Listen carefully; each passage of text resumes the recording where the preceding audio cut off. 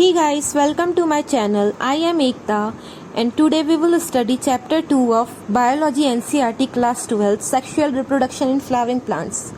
This video is for NEET students and class 12 students. So let's start. Are we not lucky that plants reproduce sexually? Of course we are very lucky that plants reproduce sexually. हम इतने beautiful flowers देखते हैं, इतनी scents, perfumes that we swoon over, the rich colour that attracts us. ये सब क्या है? Plant जब सेक्सुअल रिप्रोडक्शन करते हैं तो ऐसे एडेप्टेशंस करते हैं, ये सब चीज़ प्रोड्यूस करते हैं ताकि वो इंसेक्ट्स सबको अट्रैक्ट कर सके. बट वो द फ्रूट्स और सीड्स बनाने के लिए ये सब चीज़ें करते हैं. बट हम ह्यूमन बींग्स सेल्फिश होके वो सब चीज़ हम अपने लिए यूज़ करते हैं. Actually it's for them to form the end products of sexual reproduction, the fruits and seeds. All flowering plants show sexual reproduction. Human beings का पहले से ही बहुत पुराना नाता है फ्लावर्स के साथ. फ्लावर्स हैप्पी मोमेंट्स और सॉरो मोमेंट्स दोनों में यूज़ आते हैं ह्यूमन बींग्स को. Like happy moments love, affection, happiness and sorrow moments like grief, morning etcetera. किसी बायोलॉजिस्ट के लिए फ्लावर्स मॉर्फोलॉजिकल और एम्ब्रियोलॉजिकल मार्वल है. और ऐसी फ्लावर वो है जिसमें सेक्सुअल रिप्रोडक्शन होता है, साइट है. अब फ्लावरिंग होगी कि नहीं प्लांट में, ये डिसीजन पहले ही ले लिया जाता है कि फ्लावरिंग होगी कि नहीं. और कैसे लिया जाता है? Due to some hormonal and structural changes, जिसके कारण प्लांट्स के पार्ट्स डेवलप होते हैं और पता चलता है कि फ्लावरिंग होगी या नहीं होगी. पार्ट्स डेवलप करेंगे प्लांट्स के तो फ्लावरिंग होगी, और अगर नहीं करेंगे तो नहीं होगी फ्लावरिंग. एंडोशियम जो है वो consist of a wall of stomium, जो कि मेल रिप्रोडक्टिव ऑर्गन होता है, और गाइनोशियम फीमेल रिप्रोडक्टिव ऑर्गन होता है. और गाइनोशियम किससे बनता है? वॉल ऑफ कार्पल से बनता है. तो हम पहले मेल रिप्रोडक्टिव ऑर्गन की बात करेंगे, and that is stamen. Stamen क्या होता है?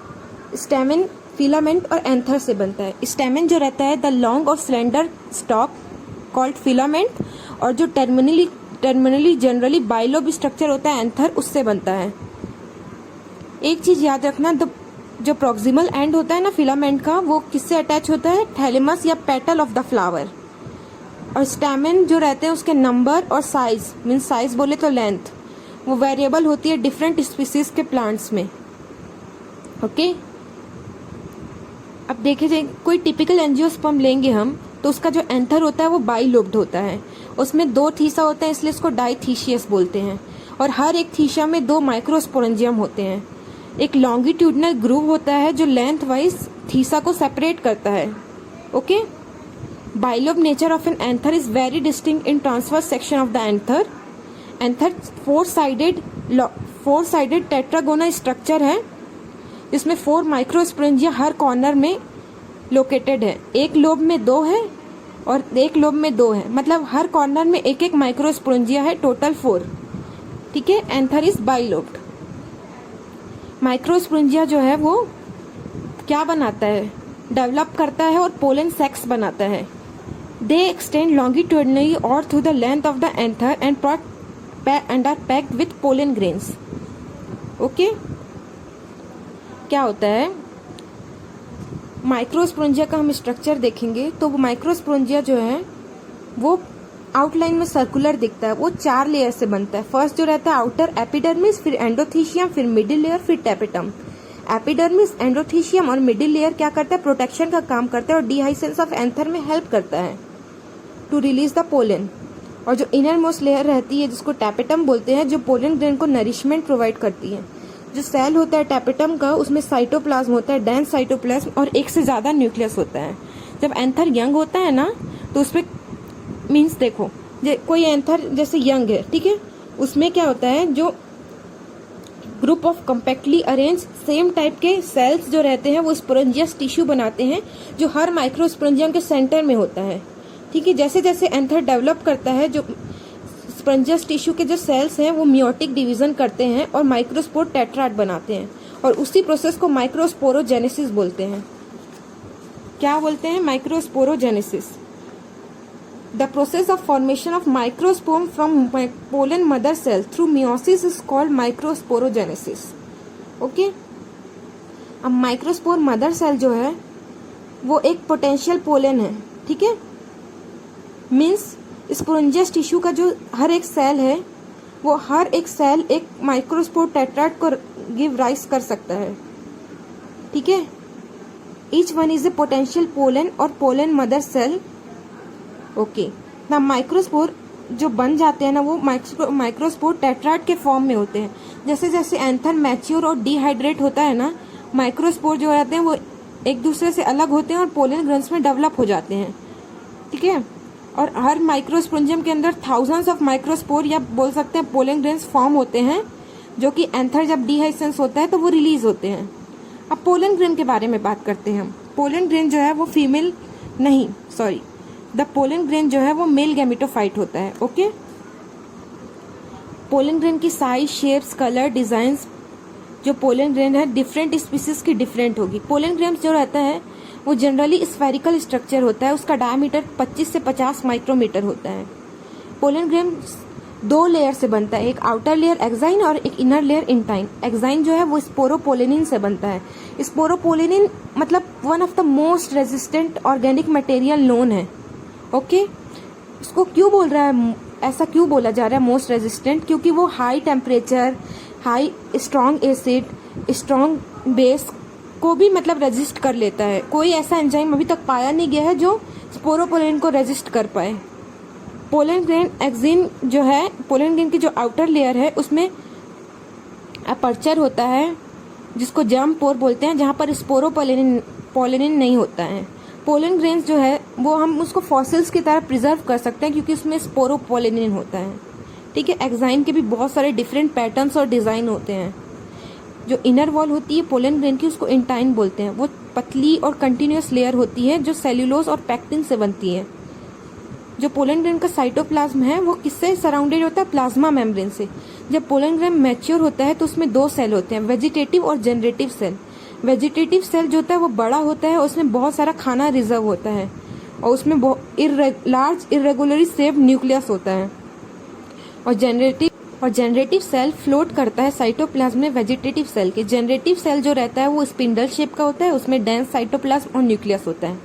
60% एंजियोस्पर्म में पोलन ग्रेन जो है वो 2 सेल्ड स्टेज में रिलीज हो जाता है, बट 40% जो है उसमें जो जनरेटिव सेल है वो माइटोटिकली, याद रखना mitotically, due to mitosis divide करता है और 2 मेल गैमेट बनाता है before pollen grain are shed, pollen grain के शेड होने से पहले।